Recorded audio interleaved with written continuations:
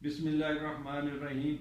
मैं मोहम्मद सरफराज जी, मेरे नाल ने जनाब मोहतरम असामा संधू साहब। अस्सलाम वालेकुम। वालेकुम सलाम जी। असी इस वेले हाज़र हैं जनाब मियाँ अहमद सईद साहब को। अहमद सईद नर्सरीज टोबा टेक सिंह एक नाम है जी नर्सरी की दुनिया के विच।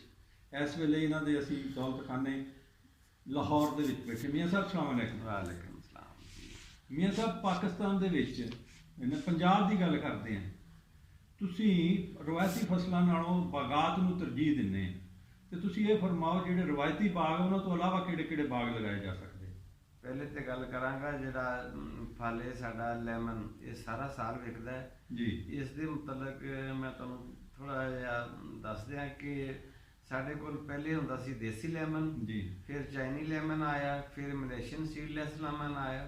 जी इस तो इलावा भी होर काफ़ी सारियां लैमन दीयां किस्मां ने जिहड़ियां इत्थे बहुत अच्छे तरीके नाल काश्त हो सकदियां ने। उन्हां दे विच एक है फिंगर लाइम है जी। जिस दे विचों एक करंची दाने निकलणगे, जी हार्ड दाने होणगे, अनार दी तरह सख्त होणगे। जी ਉਹ ਐਜ਼ ਏ ਤੁਸੀਂ ਕਿਸੇ ਵੀ ਡਿਸ਼ ਦੇ ਵਿੱਚ ਐਜ਼ ਏ ਕਰੰਚੀ ਦਾਣੇ ਤੁਸੀਂ ਇਸਤੇਮਾਲ ਕਰ ਸਕਦੇ ਜੇ। ਇਸ ਤੋਂ ਬਾਅਦ ਫਿਰ ਇੱਕ ਲੈਮਨ ਹੈ, ਇੱਕ ਕੀਫਰ ਲਾਈਮ। किफर लाइम ਉਸ ਦੇ ਪੱਤੇ ਹੀ ਪੂਰੇ ਯੂਰਪ ਦੇ ਵਿੱਚ ਇਸਤੇਮਾਲ ਹੁੰਦੇ ਨੇ। ਉਸ ਦੀ ਨਿਸ਼ਾਨੀ ਇਹ ਕਿ ਉਸ ਦੇ ਪੱਤੇ ਦੇ ਸੈਂਟਰ ਦੇ ਵਿੱਚ ਕੱਟ ਹੁੰਦਾ ਹੈ, ਉਹ ਪੱਤੇ ਹੀ ਉਸ ਦੇ ਵਿਕਦੇ ਨੇ। ਲੈਮਨ ਦੀ ਸ਼ਕਲ ਕੋਈ ਅੱਛੀ ਨਹੀਂ, ਲੇਕਿਨ ਉਸ ਦੇ ਪੱਤੇ ਪੂਰੀ ਦੁਨੀਆ ਦੇ ਵਿੱਚ ਜਿਸ ਤਰ੍ਹਾਂ ਸਾਡੇ ਜੈਮ ਦੀਆਂ ਬੋਤਲਾਂ ਉਹਨਾਂ 'ਚ ਖੁਸ਼ਕ ਕਰਕੇ ਉਹ ਵੇਚੇ ਜਾਂਦੇ ਨੇ। ਬਹੁਤ ਹੀ ਕਲਾਸ ਦੇ ਉਹਦੇ ਪੱਤੇ ਨੇ। ਲੈਮਨ ਜੈਸੀ ਉਹਨਾਂ ਦੇ ਵਿੱਚੋਂ ਸਮੈਲ ਆਉਂਦੀ ਉਹਨਾਂ ਪੱਤਿਆਂ 'ਚੋਂ। ਉਹ ਕਿਸੇ ਵੀ ਡਿਸ਼ ਦੇ ਵਿੱਚ ਉਹ ਪੱਤੇ ਇਸਤੇਮਾਲ ਕੀਤੇ ਜਾ ਸਕਦੇ ਨੇ। ਫਿਰ ਇੱਕ ਲੈਮਨ ਹੈ ਬਲੱਡ ਲਾਈਮ, ਜੀ ਉਹਨੂੰ ਰੈੱਡ ਸੈਂਟਰ ਲਾਈਮ ਵੀ ਕਹਿੰਦੇ ਨੇ। जी ਇਹ ਦੁਨੀਆ ਦੇ ਮਹਿੰਗੇ ਤਰੀਨ ਲੈਮਨਾਂ 'ਚੋਂ ਇੱਕ ਹੈ। ਅਗਰ ਤੁਸੀਂ ਇਹ ਲੈਮਨ ਦੀ ਸਕਵੰਜੀ ਬਣਾਓਗੇ ਤੇ ਤੁਹਾਨੂੰ ਜਾਮੇ ਸ਼ੀਰੀ ਪਾਉਣ ਦੀ ਜ਼ਰੂਰਤ ਨਹੀਂ ਰਹੇਗੀ, ਤੁਹਾਨੂੰ ਰੂਹਫਜ਼ਾ ਪਾਉਣ ਦੀ ਜ਼ਰੂਰਤ ਨਹੀਂ ਰਹੇਗੀ। ਪੂਰਾ ਦੇਸੀ ਵਰਗਾ ਉਸਦਾ ਜ਼ਾਇਕਾ ਹੈ। ਸਿਟਰਸ ਦੀ ਦੁਨੀਆ ਦੇ ਵਿੱਚ ਇਸ ਤੋਂ ਜ਼ਿਆਦਾ ਖੂਬਸੂਰਤ ਲੈਮਨ ਹਾਲੇ ਪੂਰੀ ਦੁਨੀਆ 'ਚ ਨਹੀਂ ਹੈ। ਲੇਕਿਨ ਇਹ ਲੈਮਨ ਵੀ ਪਾਕਿਸਤਾਨ ਦੇ ਵਿੱਚ ਬਹੁਤ ਹੀ ਆਸਾਨੀ ਦੇ ਨਾਲ ਕਾਸ਼ਤ ਕੀਤਾ ਜਾ ਸਕਦਾ ਹੈ। ਤੁਸੀਂ ਪਹਿਲਾਂ ਜ਼ਿਕਰ ਕੀਤਾ ਦੇਸੀ ਲੈਮਨ, ਉਹਦੇ ਤੋਂ ਬਾਅਦ ਇੱਕ ਚਾਈਨਾ ਲੈਮਨ। ਇਸ ਵੇਲੇ ਵਸੀਹ ਤਦਾਦ ਦੇ ਵਿੱਚ ਚਾਈਨਾ ਆ। ਚਾਈਨਾ ਜਿਹੜਾ ਬਿਲਕੁਲ ਸਰਦੀਆਂ 'ਚ ਹੁੰਦਾ ਜੀ। ਅੱਜ ਕੱਲ੍ਹ ਆ ਤੇ ਇਹਦੀ 2020 ਦੇ ਵਿੱਚ ਤੇ ਮਾਰਕੀਟ ਜਿਹੜੀ ਆ ਬਿਲਕੁਲ ਹੀ ਡੈਡ ਆ। ਕਾਸ਼ਤਕਾਰ ਇਹਦੇ ਜਿਹੜੇ ਰੋਣ ਡਏ ਆ। ਮੈਂ ਵੀ ਇਹਦਾ ਇੱਕ ਗਰੋਅਰ ਹਾਂ ਜੀ, ਮੈਂ ਬਹੁਤ ਅੱਛੀ ਤਰ੍ਹਾਂ ਜਾਣਦਾ। ਹੁਣ ਇਹਦੀ ਜਗ੍ਹਾ ਤੇ ਮਾਰਕੀਟ ਦੇ ਹਿਸਾਬ ਨਾਲ ਤੁਸੀਂ ਫਰਮਾਓ ਕਿਹੜਾ ਲਾਈਏ? ਇਸ ਦੀ ਜਗ੍ਹਾ ਤੇ ਇੱਕ ਆਸਟ੍ਰੇਲੀਅਨ ਲੈਮਨ ਹੈ ਗੋਲ ਸਾਈਜ਼ ਦਾ। ਹਾਂਜੀ ਉਹ ਬਿਲਕੁਲ ਦੇਸੀ ਵਰਗਾ ਉਸਦਾ ਜ਼ਾਇਕਾ ਹੈ।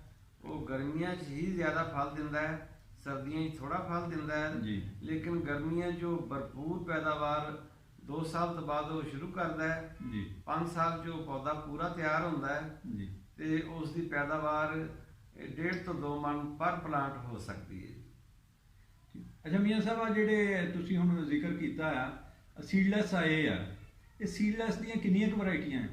ਸੀਡਲੈਸ ਦੀਆਂ ਪੂਰੀ ਦੁਨੀਆ 'ਚ ਕੋਈ 40-50 ਕਿਸਮਾਂ ਨੇ, ਲੇਕਿਨ ਪਾਕਿਸਤਾਨ 'ਚ 3-4 ਹੀ ਮੁਤਾਰਫ ਹੋਈਆਂ ਨੇ। ਇੱਕ ਸਿੰਗਲ ਹੈ, ਇੱਕ ਮਲੇਸ਼ੀਅਨ ਹੈ, ਇੱਕ ਕੈਲੀਫੋਰਨੀਅਨ ਹੈ। ਇਸ ਤਰ੍ਹਾਂ 3-4 ਦੇ ਇੱਥੇ ਪਾਕਿਸਤਾਨ 'ਚ ਹੋਈਆਂ ਨੇ।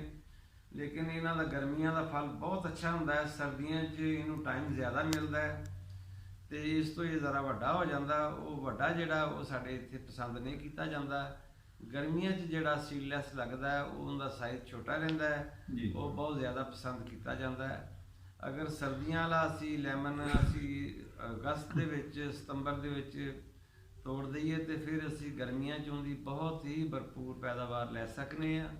ਉਹਨੂੰ ਇੱਕ ਟਾਈਮ ਤੇ ਅਗਰ ਅਸੀਂ ਗਰਮੀਆਂ 'ਚ ਹੀ ਲਿਆਈਏ ਤੇ ਉਹ ਜ਼ਿਆਦਾ ਬਿਹਤਰ ਹੈ। ਇੱਕ ਤੁਸੀਂ ਆਸਟ੍ਰੇਲੀਅਨ ਸੀਡਲੈਸ ਲੈਮਨ ਆਂਦੇ ਹੋ, ਜੀ ਉਹਦਾ ਕੀ ਸਕੋਪ ਹੈ ਪੰਜਾਬ ਦੇ ਵਿੱਚ, ਵਸਤੀ ਪੰਜਾਬ ਦੇ ਵਿੱਚ? ਸਿਟਰਸ ਤੇ ਪਾਕਿਸਤਾਨ ਦੇ ਵਿੱਚ ਬਹੁਤ ਹੀ ਕਾਮਯਾਬ ਹੈ, ਚਾਹੇ ਉਹ ਕਿਸੇ ਮੁਲਕ ਤੋਂ ਆਏ। ਇਹ ਸਾਰੇ ਸਿਟਰਸ ਮੁਖਤਲਿਫ ਮੁਲਕਾਂ ਤੋਂ ਆਏ ਨੇ ਔਰ ਇੱਥੇ ਉਹਨਾਂ ਨੇ ਭਰਪੂਰ ਪੈਦਾਵਾਰ ਦਿੱਤੀ ਹੈ। ਸਿਟਰਸ ਦਾ ਲੈਮਨ ਦਾ ਕੋਈ ਮਸਲਾ ਨਹੀਂ ਪੰਜਾਬ ਦੇ ਵਿੱਚ, ਸਿੰਧ ਦੇ ਵਿੱਚ, ਖੈਬਰ ਪਖਤੂਨਖਵਾ 'ਚ ਇਹ ਆਸਾਨੀ ਦੇ ਨਾਲ ਕਾਸ਼ਤ ਹੋ ਸਕਦਾ।